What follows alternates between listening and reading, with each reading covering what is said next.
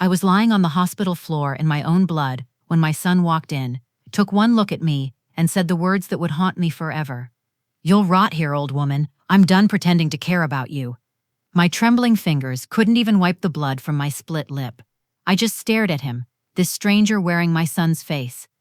Before I tell you what happened next, I need you to know something. If this story reaches you, please stay with me until the very end.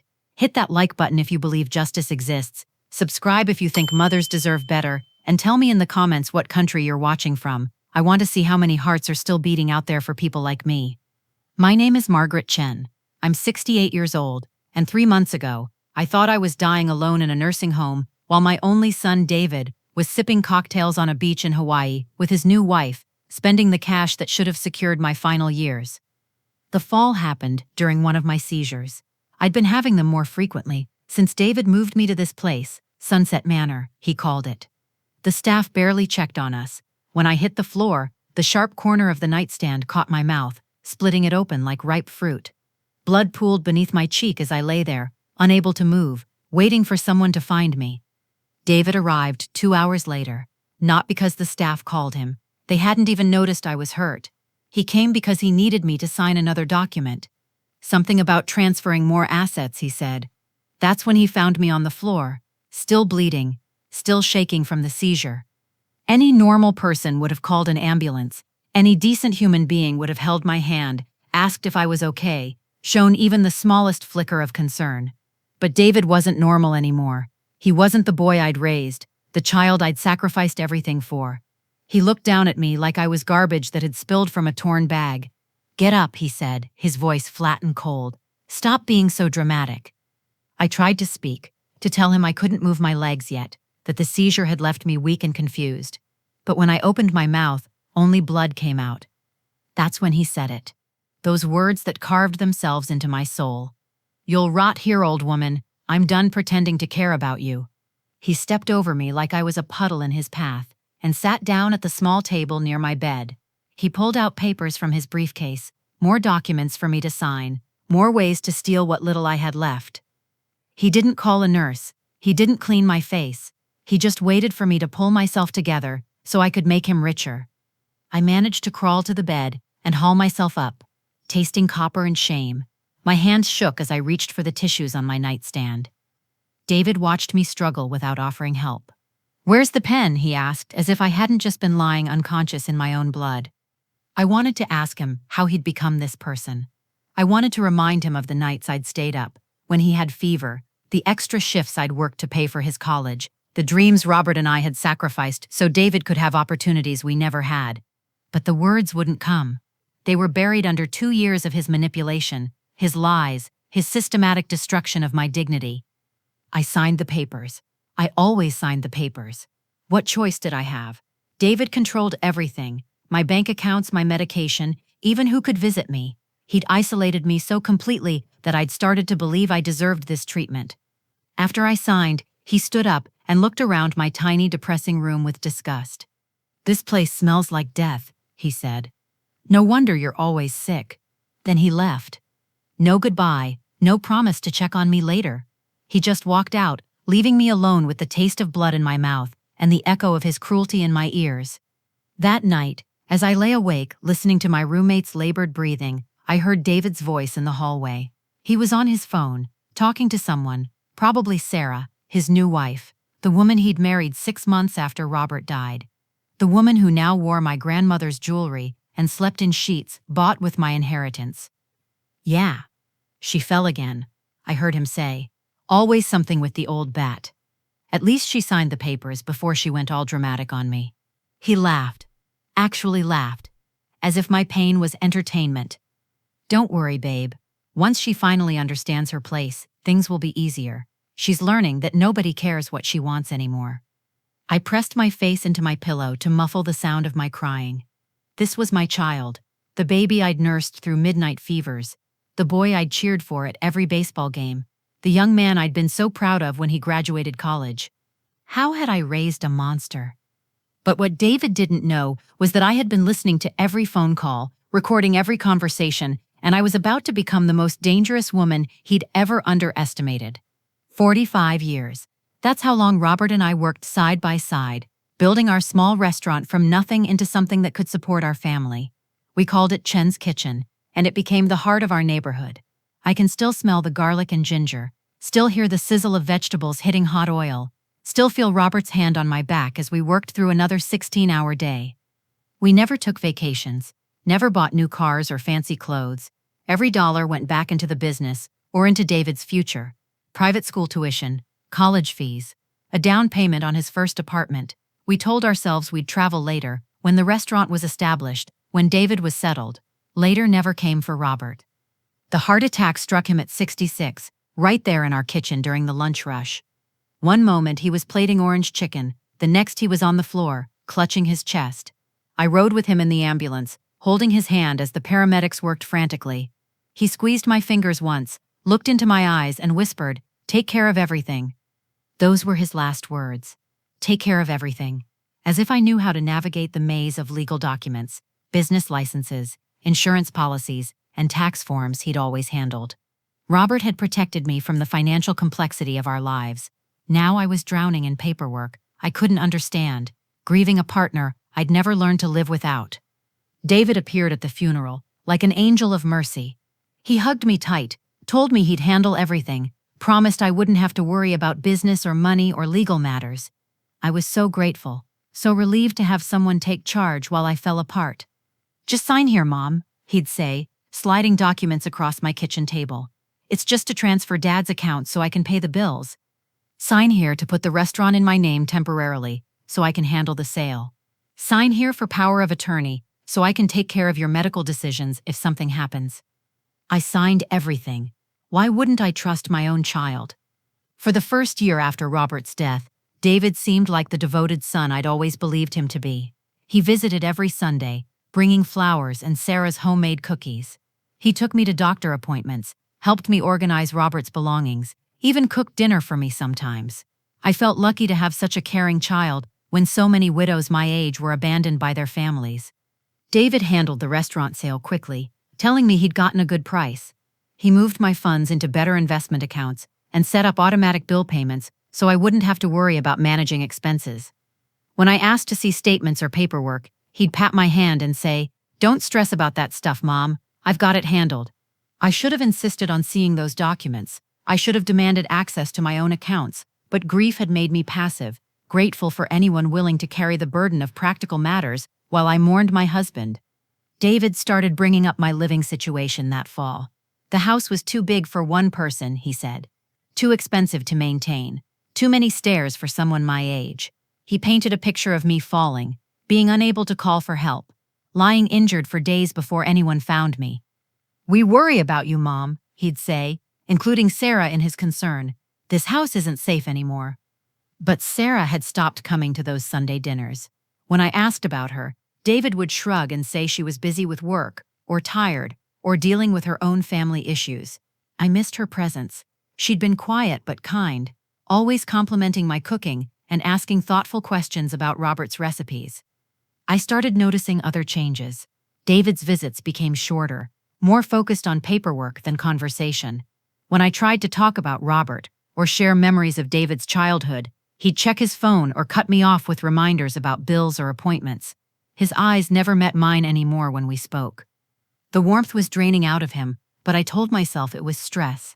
Managing my affairs on top of his own job couldn't be easy.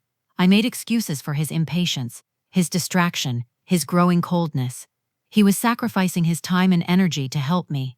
The least I could do was be grateful and understanding. I should have noticed when David stopped bringing Sarah to Sunday dinners, when his visits became shorter, when his eyes never met mine anymore. But grief makes you blind to everything except the pain. The first time David yelled at me, I thought I'd misunderstood. I'd asked to see my bank statement, just wanted to know how much I had for Christmas gifts. David's face turned red, and suddenly he was shouting about how ungrateful I was, how much work it took to manage my finances, how I should trust him instead of asking stupid questions. "Do you know how much your medications cost?" he screamed. "Do you have any idea what I'm dealing with here?" I apologized immediately, told him I didn't mean to question his judgment. But something had shifted. The mask had slipped, just for a moment, and I'd seen something ugly underneath. After that, David's patience evaporated completely. He snapped when I asked about visiting old friends. They don't want to deal with you anymore, Mom. He criticized everything I did. My cooking was too salty. My clothes were outdated. My questions were annoying. You look terrible, he told me one Sunday, looking at me with undisguised disgust. No wonder Sarah doesn't want to visit anymore. I started spending time looking in mirrors, wondering what he saw that made him recoil. Had I really deteriorated so much? Was I becoming the burden he seemed to think I was? The worst part was how he justified his cruelty by blaming Robert. Dad left such a mess, he'd say when I questioned expenses. You have no idea how complicated this is. I'm doing you a favor by handling it. But Robert hadn't left a mess. Robert had been meticulous about our finances. He'd kept careful records, maintained proper insurance, always planned ahead. I knew this, but David's constant repetition of the lie made me doubt my own memories. You're lucky someone's willing to deal with your problems, David would say whenever I asked questions. Most people your age end up in state facilities because their kids can't be bothered. The threat was subtle but clear. Be grateful, or be abandoned. David's manipulation was masterful. He'd wear me down with criticism, then offer just enough kindness to keep me hoping things would return to normal. He'd yell at me for buying groceries without permission, then bring me flowers the next week. He'd tell me I was becoming a burden, then hug me and promise he'd always take care of me. I lived in constant anxiety, walking on eggshells, afraid to say or do anything that might anger him.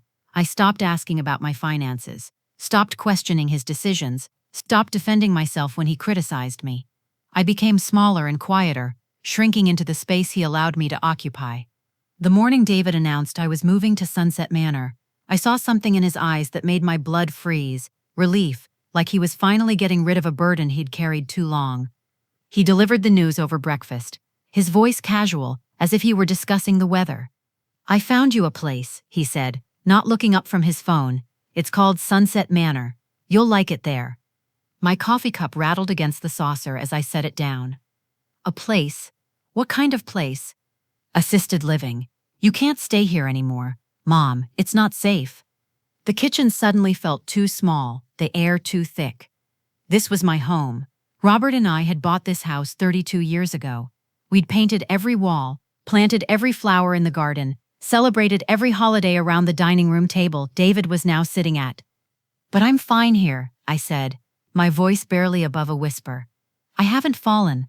I haven't had any problems. David finally looked at me, and what I saw in his expression made my stomach drop. There was no sadness, no regret, no struggle with a difficult decision, just cold calculation. You're not fine, Mom. You're getting worse. Yesterday you asked me the same question 3 times. I hadn't. I was certain I hadn't. But David's voice carried such conviction that I began to doubt myself. Was I losing my memory? Had I repeated myself without realizing it? The decision's already made, he continued. I've paid the deposit. You move in next week. But what about my things? My photos? Robert's chair? David shrugged. Take what fits in one suitcase. The rest goes to charity. One suitcase. 50 years of marriage, 40 years in this house, a lifetime of memories, reduced to whatever could fit in one suitcase. I tried to argue, to negotiate, to plead, but David had already stood up from the table. It's done, Mom. Stop making this harder than it needs to be. That afternoon, he brought me brochures for Sunset Manor. The photos showed smiling elderly people playing cards, attending exercise classes, enjoying meals in a bright dining room. The text promised compassionate care, engaging activities, and a warm, home-like atmosphere. See? David said, pointing to a picture of residents gathered around a piano. You'll make friends. You'll have activities. It'll be good for you. But I noticed he wouldn't meet my eyes when he spoke. I noticed how quickly he flipped through the pages, not wanting to linger on any details. And I noticed that all his reassurances sounded rehearsed, like he'd practiced them in front of a mirror.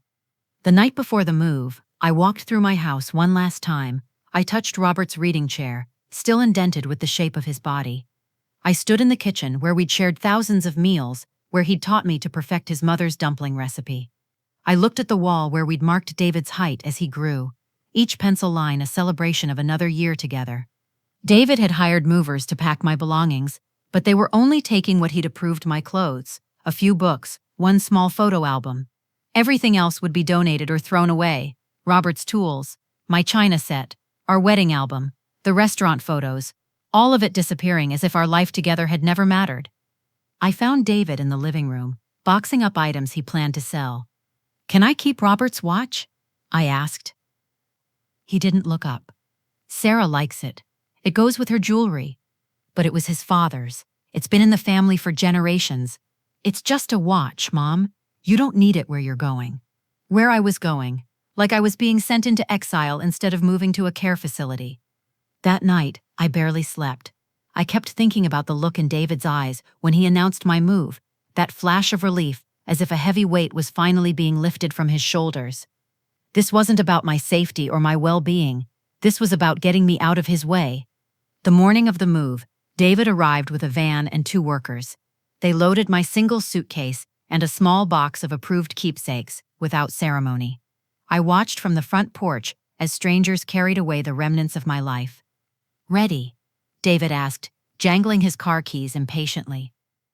I looked back at the house one more time, the place where I'd been a wife, a mother, a businesswoman, the place where I'd been important, valued, loved.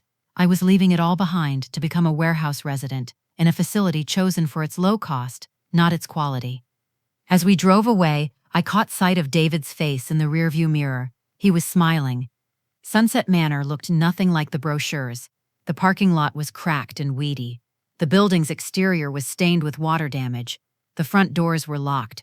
Residents needed staff permission to leave, I learned later. This wasn't assisted living. This was a holding facility for people whose families wanted them to disappear. The smell hit me first when we walked inside. Disinfectant mixed with urine, despair, and something else I couldn't identify. The lobby was dim, furnished with worn couches and a television that played too loudly for the handful of residents, staring blankly at the screen. A harried woman in scrubs approached us. "You must be Mrs. Chen. I'm Nancy, the day supervisor. Your room is ready."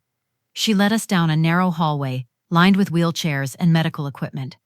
Residents sat propped in doorways, some calling out for help, others silent as ghosts. Nancy ignored them all. My room was barely large enough for 2 single beds, 2 small dressers, and a shared nightstand. My roommate Dolores lay curled on her side, muttering to herself. The window looked out onto a dumpster. "Lunch is at noon, dinner at 5, Nancy said, already backing toward the door. "Lights out at 8, any questions?" I had 1,000 questions. Where was the piano from the brochure? Where were the activities? The caring staff? The warm, home-like atmosphere? But Nancy was already gone, and David was checking his watch. "Well, this is nice," he said, though he was looking at his phone instead of the room. "You'll be comfortable here." Comfortable, in this tiny, depressing space that smelled like industrial cleaners and broken dreams. "When will you visit?" I asked. David finally looked at me, and for just a moment, I thought I saw a flicker of guilt, but it passed quickly. "I'll be in touch," he said. "Settle in. Make friends." He kissed my forehead, a brief perfunctory gesture, and left. I stood at the window watching his car pull away, carrying him back to his real life, while leaving me in this place that felt more like a prison than a home. That first night, as Dolores screamed through her nightmares and fluorescent lights flickered in the hallway, I realized the truth David had been hiding behind his concerned words and caring facade. This wasn't about my safety or his worry. This was about making me disappear. I was becoming invisible, just another forgotten face in a hallway of forgotten people, until the night I overheard David on the phone talking about when the old woman finally kicks the bucket. 3 weeks into my stay at Sunset Manor, I learned what true abandonment meant. The staff barely acknowledged my existence, except to shove pills at me twice a day and wheel me to meals I couldn't stomach. My call button went unanswered for hours when I needed help to the bathroom. The shower was available twice a week, if I was lucky. Dolores, my roommate, had been there for 4 years. Her daughter visited once at Christmas, she told me during one of her lucid moments. The rest of the time she lived in her memories, calling for her dead husband and crying for children who'd forgotten her name. "Your boy will stop coming too," she said one afternoon, her eyes suddenly sharp and knowing. "They all do, guilt only lasts so long." I wanted to tell her David was different, that he cared about me, that this was temporary, but deep down, I knew she was right. David's visits had already become perfunctory, quick stops where he'd ask if I needed anything, check that I was signing whatever documents he brought, then leave within 20 minutes. The food was barely edible: overcooked vegetables, mystery meat, lukewarm soup that tasted like dishwater. I'd lost 15 pounds in 3 weeks, but when I mentioned it to David, he just shrugged. "You needed to lose weight anyway," he said. "Dr. Martinez always said you were too heavy." Dr. Martinez had never said that. But David's lies came so easily now, I wondered how long he'd been lying to me about everything. The worst part was watching the other residents deteriorate from neglect. Mrs. Patterson down the hall had been asking for her blood pressure medication for days. The staff kept saying they'd check with the doctor, but nothing happened. Mr. Kim hadn't received a bath in over a week because there was only one aide working. These people weren't living, they were just waiting to die, warehoused by families who'd convinced themselves that paying for basic shelter was the same as caring. I tried to maintain some dignity, some connection to the woman I'd been before this place. I did small exercises in my room. I wrote letters to old friends, though I had no way to mail them. I held imaginary conversations with Robert, telling him about my day, asking his advice, pretending he could somehow rescue me from this nightmare. But dignity is hard to maintain when you're left sitting in soiled clothes for hours because the staff is too busy to help you change. It's hard to feel human when your meals are shoved at you without a word, when your pain is dismissed as attention-seeking, when your basic needs are treated as inconveniences. One evening, as I lay in bed, listening to another resident crying for help that wouldn't come, I heard familiar voices in the hallway. David was here, but instead of coming to my room, he'd stopped just outside my door to take a phone call. I held my breath and listened. "Yeah, she's settled in now," he was saying, his voice casual and relaxed. "Took some adjustment, but she's not complaining anymore." Not complaining, as if my silence meant contentment instead of defeat. "The place is perfect for what we need," David continued. "Cheap, minimal supervision, and they don't ask too many questions. She could last years here, but honestly, the way she's going downhill, I don't think it'll be that long." My heart stopped. He was talking about my death like it was a business timeline, a problem that would solve itself if he just waited long enough. "Don't worry about the guilt trip, babe. She signed everything over fair and square. Once she's gone, there won't be any loose ends to tie up." I pressed my hand over my mouth to keep from gasping. This wasn't about my care or safety. This was about inheritance planning. David had put me here to die, and he was counting on it happening sooner rather than later. "Trust me," David said, his voice fading as he walked away. "The old woman finally understands her place. Nobody cares what she wants anymore." I lay in the dark for hours after that, staring at the water-stained ceiling and processing what I'd heard. My son, the baby I'd carried, the child I'd nurtured, the young man I'd sacrificed everything for, was waiting for me to die. Not just waiting, counting on it. But as the shock wore off, something else took its place. Something cold and calculating, and absolutely furious. David thought he was dealing with a broken old woman who'd given up. He had no idea what he'd awakened. As David hung up the phone, I made a decision that would change both our lives forever. I was going to destroy him the same way he'd destroyed me, but I was going to do it legally. The next morning, I began my transformation from victim to strategist, but I had to be careful. David controlled everything: my money, my medication, even who could visit me. One wrong move, and he could have me declared mentally incompetent or moved to an even worse facility. I started by documenting everything. Using the back of medication packages and scraps of paper from meal trays, I wrote down every incident of neglect, every missed medication, every time staff ignored residents' calls for help. I noted dates and times, staff names when I could get them, specific details about the substandard care. During the facility's so-called family time, when residents could use the ancient computer in the activity room, I began researching. The internet access was limited and slow, but I learned about elder abuse laws, financial fraud regulations, and something called fiduciary duty, the legal obligation David had to act in my best interest when managing my affairs. What I discovered made my hands shake with rage. Almost everything David had done was illegal. Moving me to this facility without proper evaluation, managing my money without transparency, forging my signature on documents, and I was certain now that he had been forging it because I remembered signing far fewer papers than he claimed. But knowing my rights and proving violations were different things, I needed evidence, I needed witnesses. I needed allies. I started with the other residents, carefully building relationships with the few who were still mentally sharp. Mrs. Patterson had been a paralegal before her stroke. Mr. Kim had owned a small accounting firm. Even Dolores, in her clearer moments, had a sharp memory for detail. "Your boy's stealing from you," Dolores said matter-of-factly during one of our conversations. "Seen it before. They move you somewhere cheap, keep the difference, wait for you to die. Smart ones make it look legal." "How do you know?" I asked. "Because my daughter did the same thing. Difference is, I fought back." Dolores had sued her daughter for elder abuse and won. The case was settled out of court, but she'd recovered enough money to pay for better care. Unfortunately, the stress of the legal battle had accelerated her dementia, and her daughter had still ended up controlling her affairs. "The trick," Dolores told me, "is getting someone to listen who isn't already bought and paid for by your family." That's when I remembered James Morrison, Robert's old business partner. James had tried to buy us out years ago, and when we declined, he'd remained a friend and occasional advisor. He'd even attended Robert's funeral, though I'd been too grief-stricken to have a real conversation with him. If anyone would remember the sharp, competent woman I'd been before David's manipulation broke me down, it would be James. If anyone would question the story David was telling about my mental decline, it would be someone who'd known me as a successful businesswoman. Getting in touch with James required patience and planning. I couldn't use the facility phone. All calls were monitored and had to be approved by family members. But I remembered that James's daughter Lisa was a lawyer. I'd met her at several business functions over the years. During my next computer session, I managed to find Morrison & Associates law firm online. The website listed Lisa Morrison as a partner specializing in elder law and estate planning. Perfect. I composed a careful email, keeping it brief and professional.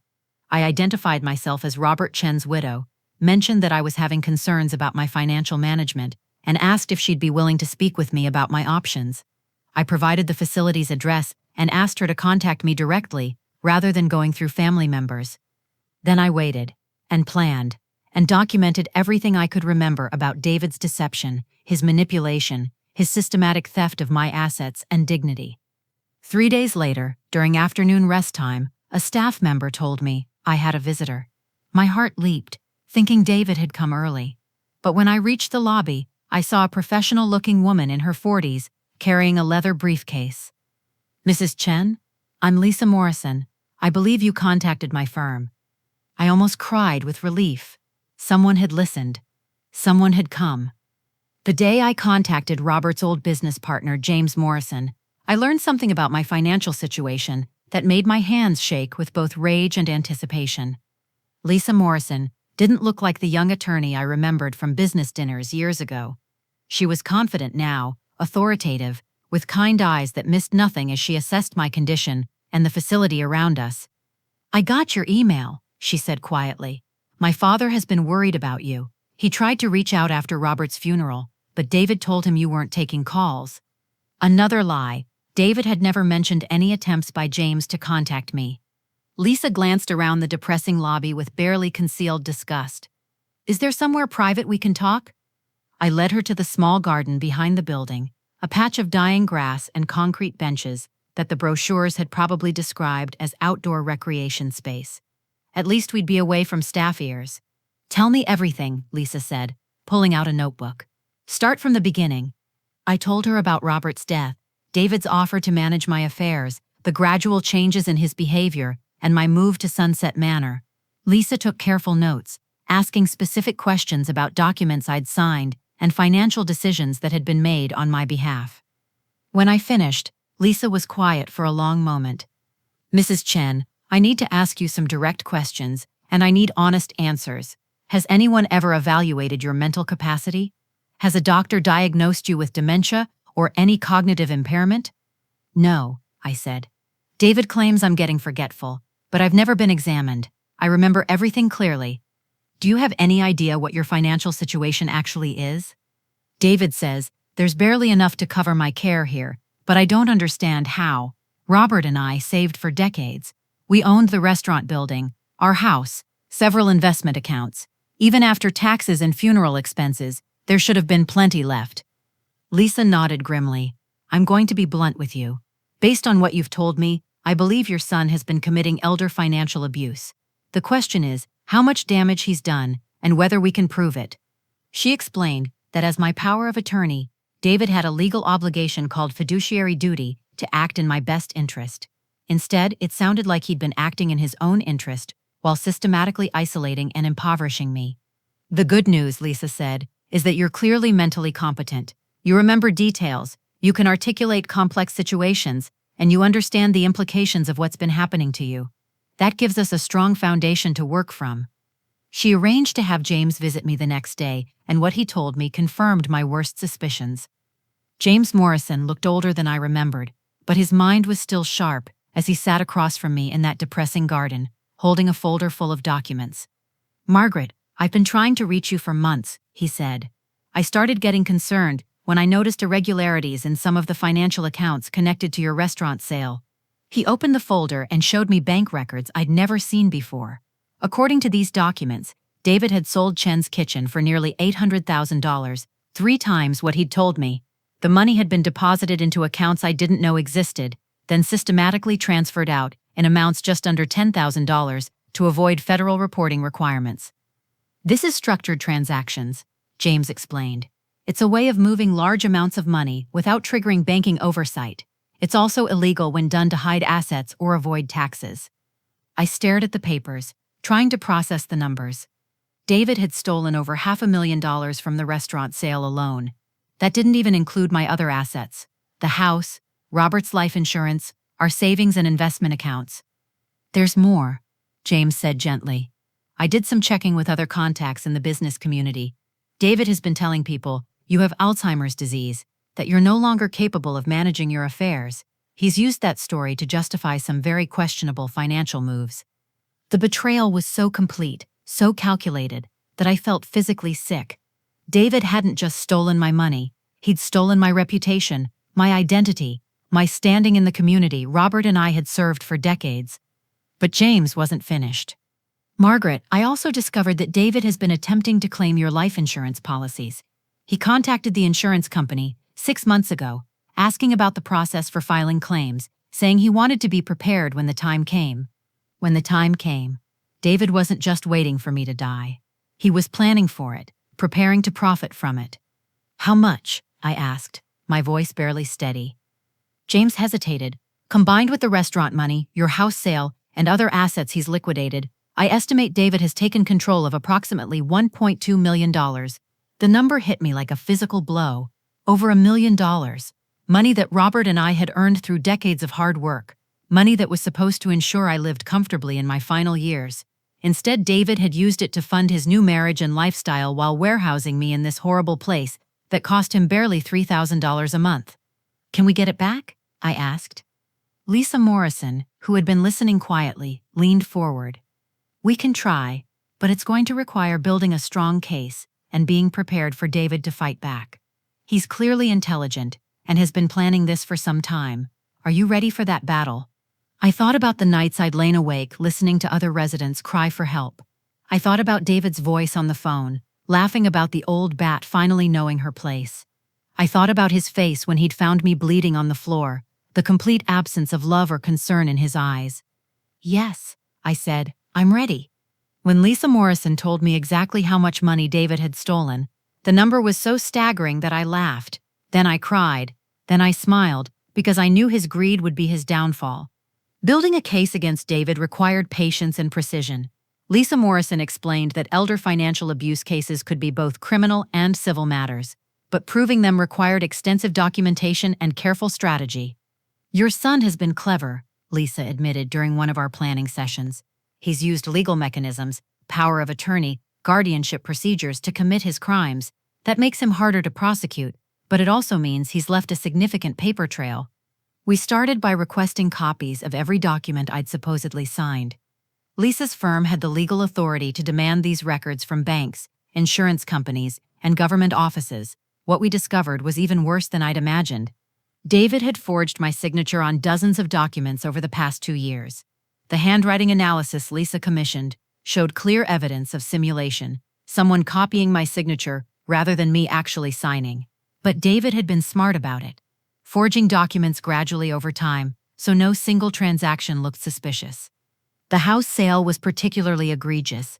David had signed my name to a deed transfer, giving him ownership of the property, then immediately sold it to a real estate investment company for $400,000. I'd never seen the paperwork, never agreed to the sale, never received a penny of the proceeds.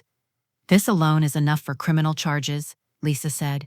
"Forging someone's signature on a deed is a felony, but we have much more than that. We documented the insurance fraud, the structured banking transactions, the sale of my personal belongings without my knowledge. David had even sold Robert's vintage car collection, vehicles worth over $50,000 that he'd claimed were junk that needed to be disposed of. But proving the crimes was only half the battle. We also needed to demonstrate that I was mentally competent and had been capable of making my own financial decisions throughout the period. David claimed to be protecting me. Lisa arranged for comprehensive psychological and medical evaluations. Dr. Patricia Williams, a geriatric specialist, spent hours testing my memory, cognitive function, and decision-making abilities. The results were clear. I showed no signs of dementia, Alzheimer's, or any other condition that would impair my judgment. In fact, Dr. Williams told Lisa, "Mrs. Chen is remarkably sharp for her age, her memory is excellent, her reasoning skills are intact, and she demonstrates clear understanding of complex financial concepts. There's no medical justification for the restrictions that have been placed on her autonomy." We also needed witnesses to testify about my competency before David's manipulation began. James Morrison was crucial here. He could testify about my role in running our restaurant business, my financial acumen, and my mental sharpness during our professional interactions. But Lisa wanted more. She tracked down Dr. Elizabeth Santos, my longtime physician, whom David had claimed I didn't want to see anymore. Dr. Santos was outraged to learn about my situation. "I treated Margaret for 20 years, she told Lisa.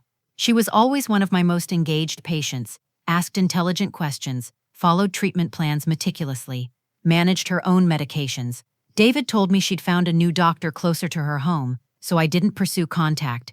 If I'd known he'd moved her to a substandard facility." Dr. Santos agreed to testify that I'd shown no signs of cognitive decline during our last appointment, just 2 months after Robert's death. This was crucial evidence that David's claims about my mental deterioration were fabricated. Patricia Chen, the social worker, who'd been documenting problems at Sunset Manor, became another unexpected ally. She'd been building her own case against the facility for regulatory violations, and my situation fit perfectly into her investigation. "What your son has done is textbook elder abuse," Patricia told me during one of our meetings. "Financial exploitation, social isolation, placement in substandard care. He's followed the typical predator playbook step by step." But we still needed to catch David in the act of further deception. Lisa devised a strategy that would force him to make incriminating statements while being recorded. Patricia would conduct a routine care assessment interview with both David and me present. During this interview, I would pretend to be confused about financial matters, asking David to explain how my money was being managed. The hope was that his arrogance and need to control the narrative would lead him to inadvertently confess to his crimes while trying to maintain his fiction about my incompetence. "It's risky," Lisa warned. "If David suspects what we're doing, he could move to have you declared incompetent or transfer you to another facility where we can't reach you. But if it works, we'll have him admitting to fraud on an official record." I was ready to take the risk. After months of being treated like a helpless victim, I was finally fighting back. David had underestimated me, assuming that grief and manipulation had broken me permanently. He was about to learn how wrong he was. The trap was set. All we needed was for David's greed to make him walk right into it, and knowing my son, that wouldn't take long. Patricia scheduled the routine assessment for a Friday afternoon, knowing David typically visited on Fridays to bring me documents to sign. She positioned herself as a new social worker, conducting evaluations to ensure residents were receiving appropriate care. I spent the morning preparing mentally for the performance of my life. I had to seem confused and fragile enough that David would feel safe bragging about his financial management, but coherent enough that my words couldn't later be dismissed as the ramblings of an incompetent person. David arrived at 2 o'clock, carrying his usual briefcase full of papers. He seemed pleased to see Patricia, probably thinking her presence would lend legitimacy to whatever new documents he wanted me to sign. "I'm Patricia Williams," she introduced herself, using her maiden name to avoid any connection to our planning. I'm conducting assessments to make sure our residents are getting the support they need from their families. Of course, David said, immediately putting on his caring son facade. I do everything I can for my mother. It's been challenging since her decline started, but family takes care of family. Decline. There was that word again, the foundation of all his lies. Patricia began asking routine questions about my daily care, my medical needs, my social interactions. David answered most of them himself, painting a picture of devoted son managing his increasingly dependent mother's complex needs. Then Patricia turned to financial matters. One of the things we assess is whether residents understand their financial situation, she said. Mrs. Chen, can you tell me about your income and expenses? I looked blankly at her, then at David. I don't really know anymore. David handles all that now. I get confused about money. David's chest puffed up with pride. Mom signed everything over to me after Dad died. She couldn't handle the complexity of their financial situation. I've been managing everything: investments, insurance, care costs. It's a lot of responsibility. Can you walk me through how that works? Patricia asked, her voice genuinely curious. And David, confident in his performance and proud of his financial maneuvering, began to explain in detail how he'd streamlined my assets. He described selling the restaurant, got a fair price considering its condition, liquidating my investment accounts, too risky for someone her age, and selling the house, way too much for her to maintain. Where did the money go? I asked, playing confused. I thought we had savings. David patted my hand condescendingly. We did, Mom, but care is expensive. This place, your medications, all your medical needs, it adds up quickly. I've had to be very careful with your resources. But I don't understand, I continued. Robert always said we had plenty saved up. Didn't we have insurance? Insurance doesn't cover everything, Mom. And Dad didn't leave things as organized as he thought he did. I've had to clean up a lot of messes, make some difficult decisions about liquidating assets. Honestly, you're lucky there's enough left to cover your care here. Patricia nodded sympathetically. It sounds very complicated. You've essentially taken over all of Mrs. Chen's financial management. Completely, David said, his voice full of self-satisfaction. I have power of attorney, so I can make all the necessary decisions without bothering her with details she can't understand anymore. I've consolidated everything into accounts I can manage efficiently. And Mrs. Chen signed all the paperwork for these transfers? David barely hesitated. Of course. I mean, sometimes I had to help guide her hand. The arthritis makes writing difficult. But everything was properly authorized. There it was. David had just admitted to forging my signature while being recorded by a state social worker. But he wasn't done. Patricia asked about my living situation, and David launched into his justification for placing me at Sunset Manor. I researched dozens of facilities, he said. This one offered the best value for the level of care Mom needs. Some places charge twice as much for the same services. I have to be responsible with her limited resources. Limited resources? He'd stolen over $1 million and was claiming I had limited resources. What about family visits? Patricia asked. How often are you able to see your mother? As often as I can, David replied smoothly. It's hard, you know. She doesn't always recognize me anymore, and visits can be emotionally difficult for both of us. Sometimes it's kinder to maintain some distance. I almost broke character at that lie. David visited briefly once a week, always focused on paperwork, never staying longer than necessary. But he was painting himself as a devoted son, making difficult sacrifices for an ungrateful, deteriorating mother. Mrs. Chen, Patricia said, turning to me, how do you feel about your current situation? I looked at David with what I hoped appeared to be confusion and resignation. I suppose David knows best. I don't understand money things anymore. I just want to not be a burden. You're not a burden, Mom, David said, his voice dripping with false warmth. I'm happy to take care of everything. That's what family does. Patricia wrapped up the interview, thanking David for his time and cooperation. After he left, she turned to me with a mixture of admiration and disgust. Oscar-worthy performance, she said. He incriminated himself 6 different ways while thinking he was proving what a devoted son he is. But our plan had one more phase. Lisa Morrison was scheduled to arrive as a surprise visitor just as David was leaving. We wanted to see how he'd react to unexpected legal scrutiny while he was still in his confident, self-justifying mindset. I watched through my window as David walked toward his car, briefcase in hand, probably congratulating himself on another successful manipulation session. Then I saw Lisa's car pull into the parking lot. Watching David's face when Lisa Morrison introduced herself as my attorney was almost worth every day of suffering he'd put me through. Almost. Lisa had timed her arrival perfectly. David was just reaching his car when she approached him, her professional demeanor immediately putting him on alert. "Mr. Chen, I'm Lisa Morrison, attorney at Morrison & Associates. I represent your mother." David's confident expression cracked. "I'm sorry, what? My mother doesn't have an attorney. There must be some mistake." "No mistake," Lisa said calmly, pulling out her business card. "Mrs. Chen contacted my firm regarding concerns about her financial management and living situation. I'd like to schedule a meeting with you to discuss her affairs." I watched from my window as David's face went through a series of changes: confusion, anger, calculation. He was trying to figure out how I'd managed to contact a lawyer, how much I might have told her, and how to regain control of the situation. "I don't know what my mother has told you," David said, his voice taking on that dismissive tone I knew so well. "But she's not competent to make legal decisions. She has dementia. Any contract with her would be invalid." "That's interesting," Lisa replied, "because I've had her evaluated by a geriatric specialist, and she shows no signs of cognitive impairment. In fact, Dr. Williams found her to be remarkably sharp and fully capable of making her own decisions." David's face went pale. "That's impossible. She's been declining for months. Ask anyone here, ask the staff. They'll tell you she's confused, forgetful."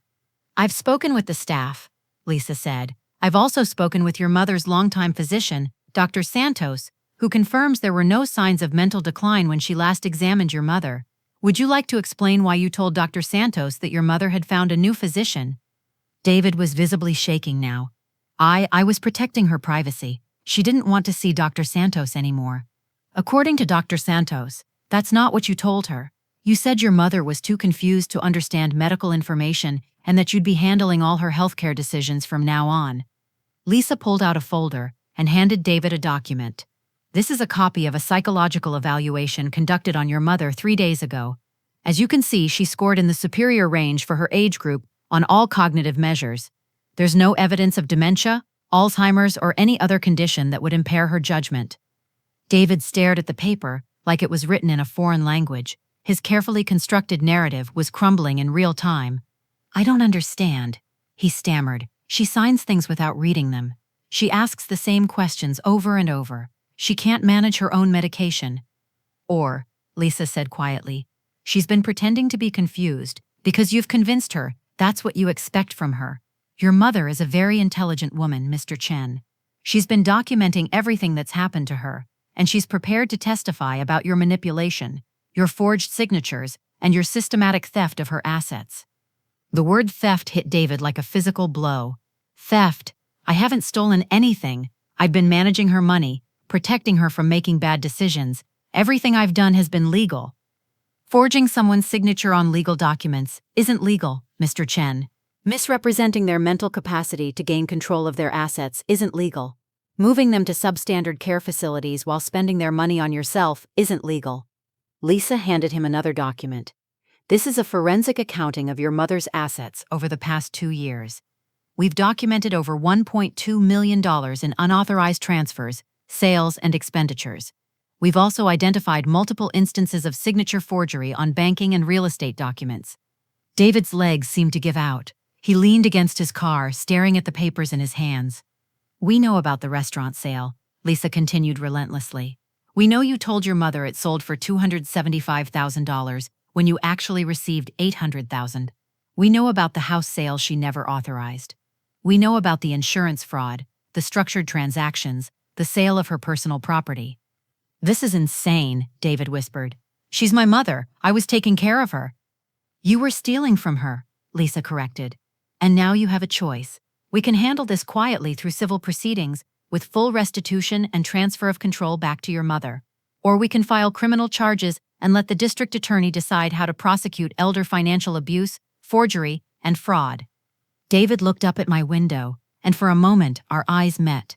I saw desperation there, panic, the realization that his victim had become his prosecutor. But I also saw something else: rage, not remorse for what he'd done, but fury at being caught. She's lying, he said, his voice growing stronger. My mother is sick. She's making up stories, imagining things. No jury will believe a confused old woman over her devoted son. We'll see about that, Lisa said calmly. You have 48 hours to decide how you want to handle this. After that, I file criminal charges. She handed him one final document, a civil complaint already prepared and ready to file, then walked away, leaving David standing in the parking lot, looking like a man whose world had just collapsed. But David's response to my ultimatum revealed just how deep his cruelty ran, and why I knew there could be no mercy in what came next. That evening, David returned to the facility with backup, his wife Sarah, and a man I didn't recognize. They marched into my room like an invasion force, Sarah carrying a tablet and the strange man holding official-looking documents. Mom, David said, his voice tight with controlled anger, we need to talk. I looked up from my bed, where I'd been reading one of the few books I'd been allowed to keep. Hello, David, Sarah. I nodded politely to the stranger. I don't believe we've met. This is Dr. Richardson, David said. He's a psychiatrist. I've arranged for him to evaluate your mental condition. So this was David's counterattack. If he couldn't convince me to back down, he'd try to have me declared incompetent. I'd anticipated this move, and Lisa had prepared me for it. I see, I said calmly. And what prompted this sudden concern for my mental health? David pulled a chair close to my bed, his face a mask of false concern. Mom, Lisa Morrison came to see me today. She filled my head with all sorts of crazy stories about what you supposedly told her. I'm worried about you. I think you're having paranoid delusions. What kind of delusions? You're telling people I stole money from you. You're claiming I forged your signature on documents. You're saying I moved you here against your will. David's voice was patient, like he was talking to a confused child. Mom, you signed every single document yourself. I have witnesses. I have video recordings. This was news to me. Video recordings. Sarah spoke up for the first time. We recorded some of the signings, she said, not meeting my eyes. David wanted to protect himself in case there were ever questions about your capacity to understand what you were signing. Interesting, they'd created evidence of me signing documents, which meant they knew their actions were questionable enough to require documentation. But it also meant they'd been planning this defense for months. Dr. Richardson cleared his throat. Mrs. Chen, I'd like to ask you some questions about your current living situation and your relationship with your son. I smiled politely. Of course, doctor, but I should mention that I was recently evaluated by Dr. Patricia Williams, a geriatric specialist. She found me to be cognitively intact and fully competent. Perhaps you'd like to review her findings before conducting your own assessment? Dr. Richardson looked surprised. You've been evaluated recently? 3 days ago.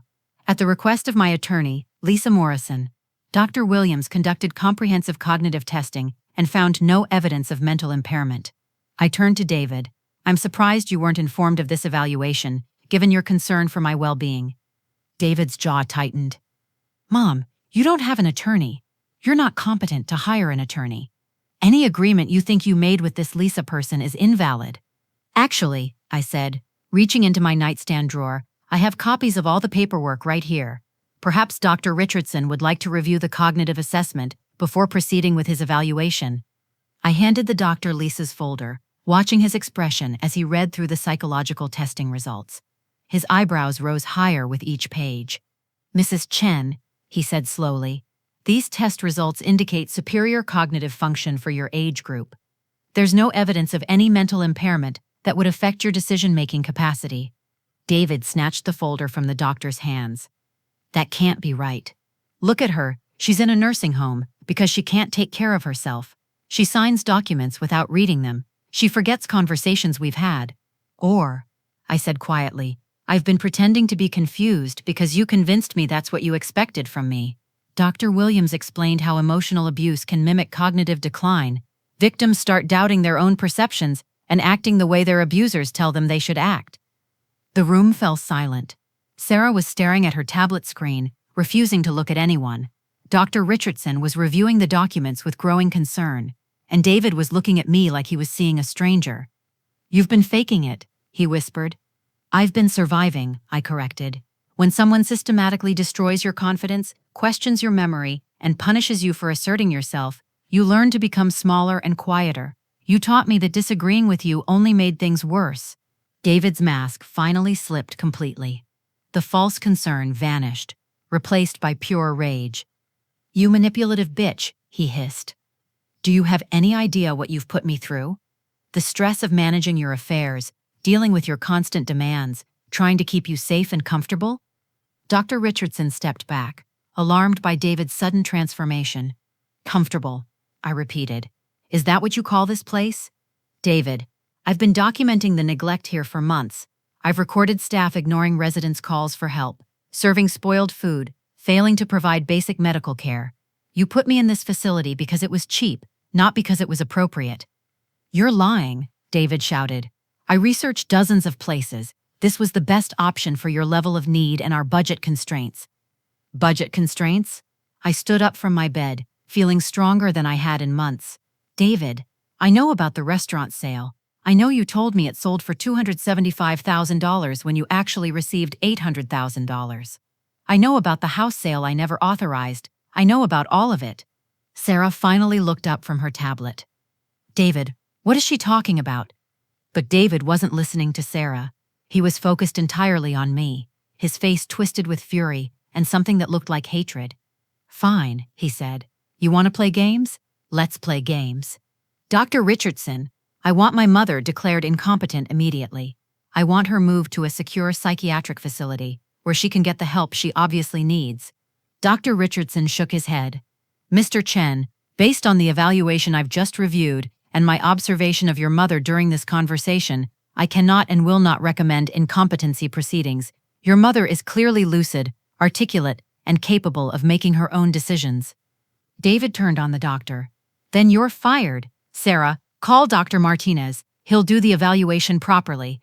"David," Sarah said quietly, "maybe we should talk about this privately." "No," David's voice echoed through the small room.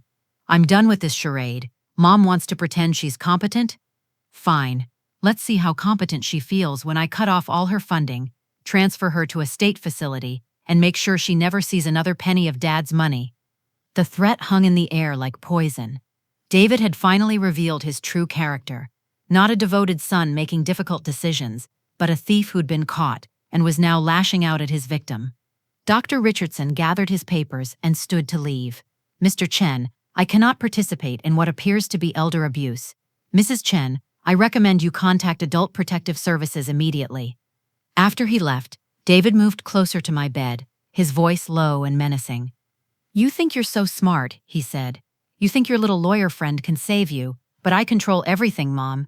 Your money, your medication, your living situation, all of it. Cross me, and you'll find out what real suffering looks like." But I wasn't the broken woman he'd been manipulating anymore. I looked him directly in the eyes and spoke with a calm certainty that seemed to shake him. "David, you're going to prison. The only question is whether you cooperate now and minimize the damage or fight this and lose everything. Your freedom, your marriage, your reputation, your future. Choose wisely." He stared at me for a long moment, and I saw the exact moment he realized the truth. His victim had become his destroyer, and there was nothing he could do to stop what was coming. David's response was swift and vicious. Within 24 hours, he'd frozen all payments to Sunset Manor, claiming I was no longer his responsibility. He contacted my doctors and told them I was having paranoid episodes and should be sedated. He even tried to have me committed to a psychiatric facility, using his power of attorney to override my objections. But Lisa Morrison was ready for his counterattack. She immediately filed for emergency intervention, requesting that the court suspend David's power of attorney pending investigation of abuse allegations. She also contacted Adult Protective Services, the state insurance commissioner, and the district attorney's office. The legal system moved faster than David anticipated. Within a week, a judge had temporarily suspended his authority over my affairs and appointed an independent conservator to manage my care while the case proceeded. Lisa also obtained a restraining order preventing David from visiting me or interfering with my medical treatment. Sarah filed for divorce 3 days after the emergency hearing. According to Lisa's investigators, she discovered that David had been lying to her about the source of their lifestyle funding. Sarah had believed they were living comfortably on David's salary and some modest inheritance from his father. Learning that their house, cars, and vacations had been purchased with money stolen from his elderly mother, was apparently the final straw in a marriage already strained by David's increasingly erratic behavior. The divorce proceedings revealed even more of David's financial crimes. Sarah's attorney subpoenaed bank records showing that David had spent over $300,000 of my money on his personal expenses, luxury cars, expensive vacations, gambling debts I'd never known about. He'd even used my stolen funds to buy Sarah's engagement ring. But the most devastating blow came when David's employer learned about the criminal charges.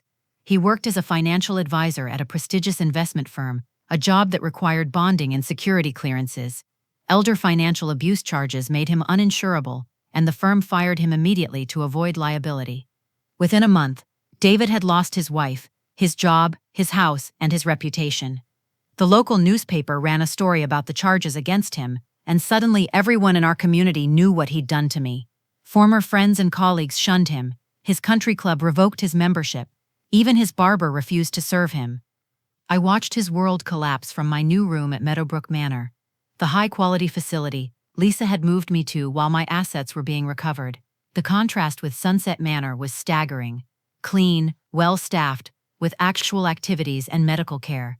The cost was 3 times higher, but as Lisa pointed out, I could afford it with my own money. The criminal trial lasted 2 weeks. David's defense attorney tried to portray him as a devoted son who'd made some mistakes while trying to manage his mother's complex affairs. But the evidence was overwhelming: forged signatures, unauthorized asset transfers, structured transactions designed to hide money movement, and recorded conversations where David admitted to deceiving me about my mental capacity. The most powerful moment came when I testified about the systematic emotional abuse, how David had gradually convinced me I was incompetent, worthless, and lucky to have anyone willing to care for me. I described the humiliation of being treated like a burden, the fear of questioning his decisions, the gradual erosion of my sense of self-worth. He didn't just steal my money, I told the jury. He stole my dignity, my independence, and 2 years of my life. He turned me into a victim when I should have been enjoying my golden years. David was convicted on multiple counts of elder financial abuse, forgery, fraud, and theft. The judge sentenced him to 5 years in state prison and ordered full restitution of $1.2 million plus interest and penalties. But the civil case was even more satisfying. Lisa sued David for punitive damages, emotional distress, and elder abuse. The jury awarded me an additional $2 million in damages, effectively ensuring that David would be financially ruined for life. Standing in that courtroom, watching my son led away in handcuffs, I felt something I hadn't experienced in 2 years: peace. 6 months later, I was sitting in my comfortable apartment at Meadowbrook Manor, surrounded by furniture I'd chosen myself and photos I'd rescued from storage. The walls were painted the soft blue I'd always loved but Robert had thought was too feminine for our house. Now I could paint my walls any color I wanted. I'd recovered most of my stolen assets, plus enough additional compensation to ensure I'd never have to worry about money again. More importantly, I'd recovered my sense of self. I was no longer David's victim or anyone's burden. I was Margaret Chen, businesswoman, widow, survivor, and fighter. The transformation had been remarkable. Within weeks of leaving Sunset Manor, my cognitive decline mysteriously reversed itself. My appetite returned, my energy increased, and my confidence rebuilt itself brick by brick. Dr. Williams had been right. Much of what David had characterized as dementia had actually been the psychological effects of systematic abuse. I'd used my experience to help others in similar situations. Working with Lisa Morrison's firm, I'd become an advocate for elder abuse victims, helping to identify and prosecute other cases of financial exploitation. We'd developed a network of seniors who'd found the courage to fight back against their own abusive family members. The letters I received from other elderly people were both heartbreaking and inspiring. So many had stories similar to mine. Adult children who'd gradually taken control of their parents' lives, isolated them from friends and family, then systematically looted their assets while claiming to provide care. But there were success stories too. Seniors who'd seen my case in the news and realized they didn't have to accept mistreatment. Families who'd sought help before the abuse escalated. Professional guardians and social workers who'd learned to recognize the warning signs of financial exploitation. I'd also established the Robert Chen Foundation for Elder Financial Protection, using part of my settlement to fund legal assistance for seniors who couldn't afford to fight back against their abusers. The foundation provided free forensic accounting, legal representation, and counseling services for elder abuse victims. The work gave my life new purpose. Instead of wasting away in a nursing home, forgotten and discarded, I was making a difference in other people's lives. I was proving that being old didn't mean being powerless. David had written me several letters from prison, rambling apologies, mixed with attempts to justify his actions. He claimed he'd been under financial pressure, that he'd intended to pay the money back, that he'd really believed I was becoming incompetent. The letters revealed a man still unable to accept responsibility for his choices. I read the first letter once, then threw it away without responding. The rest went directly into the trash. David was my past, a painful chapter in my life that was finally closed. I had no interest in his excuses or his attempts to rebuild a relationship built on decades of lies. My real family now consisted of the friends I'd made at Meadowbrook Manor, the legal team that had fought for my justice, and the network of elder advocates who'd become my chosen community. These were people who valued me for who I was, not what I could provide for them. On quiet evenings, I'd look at photos of Robert and remember our life together. The good years before David's betrayal overshadowed everything. Robert would be proud of how I'd fought back, I thought. He'd always said I was stronger than I knew. I'd learned that strength doesn't disappear with age. It just takes different forms. Physical weakness doesn't equal mental incompetence. Being dependent on others for some things doesn't mean surrendering autonomy over everything. And being old doesn't mean being disposable. David had tried to erase me, to reduce me to a source of income that would eventually die and leave him wealthy. Instead, I'd become more visible and more powerful than I'd ever been before. My story had reached thousands of people through news coverage and advocacy work.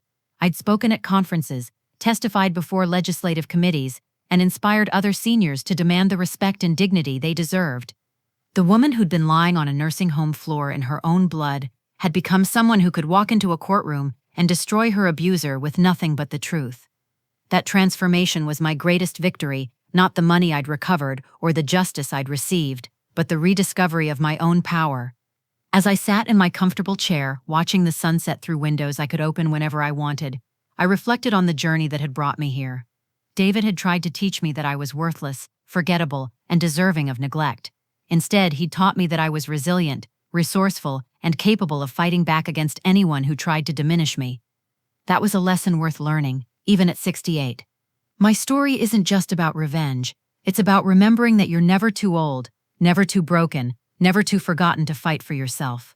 David thought he was dealing with a helpless old woman, but he forgot that this old woman raised him, built a business, and survived 68 years of life's challenges. If my story has reached you, and you're facing something similar, know this: you have more power than they want you to believe. Like this video if you believe in fighting back. Subscribe if you want to hear more stories of people who refuse to stay victims, and tell me in the comments, what would you have done in my situation? I read every single response, and your support means everything to someone like me, who refuses to be silenced.